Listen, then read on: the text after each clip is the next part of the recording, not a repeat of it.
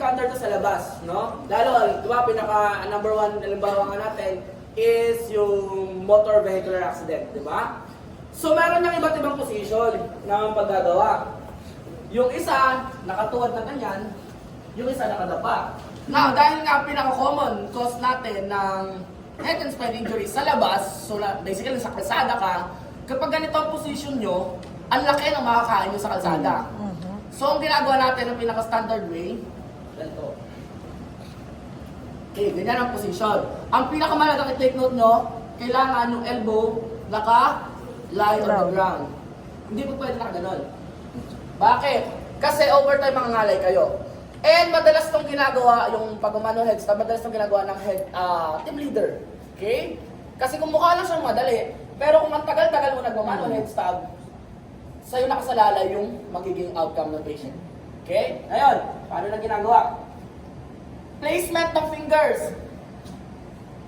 2 fingers sa ilalim ng tenga, 2 fingers sa may ibabaw ng tenga, thumb sa may noo. Ganon din sa kabila. Ganyan siya nag-work. Ito na ngayon yung tinatawag na manual head stab. Okay, basic pa siya.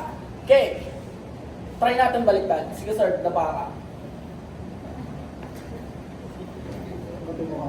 Okay. Tagalin mo. Dito na lang.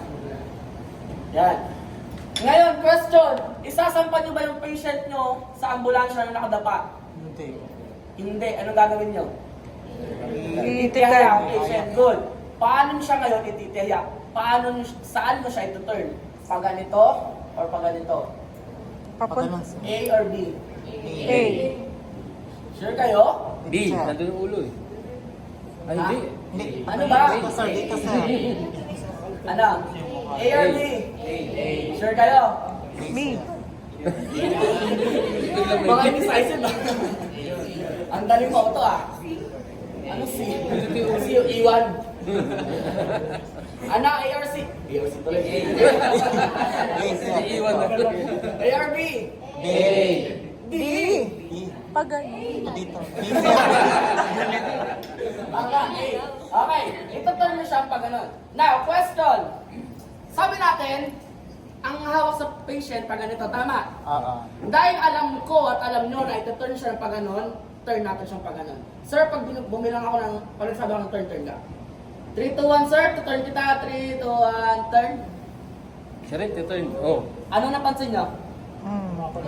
Nag-cross yung arm. Tama, mali. Mali. Dapat doon. Pero napansin dapat nyo, i-turn. nawala ako sa stability nung nag-turn ng patient. Now, I want you to consider na dapat as a first aider, matuto kayo analyze, no? Kailangan na-anticipate nyo agad kung ano ang magiging itsura nyo pagtapos.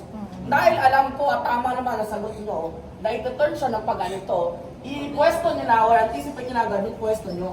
Ganyan. Ngayon, okay lang na nakaangat pa. Kasi dahil nga ito-turn naman natin siya, sige sir, turn tayo, 3, 2, 1, turn. Yan.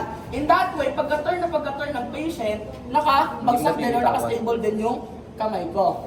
Okay? Ganon siya nag-work. Okay. Next.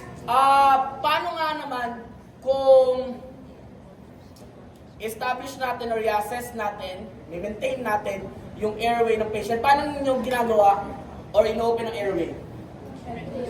In-head and chin lift. Patient nyo ngayon may head and spine injury pwede ba natin itong gawin?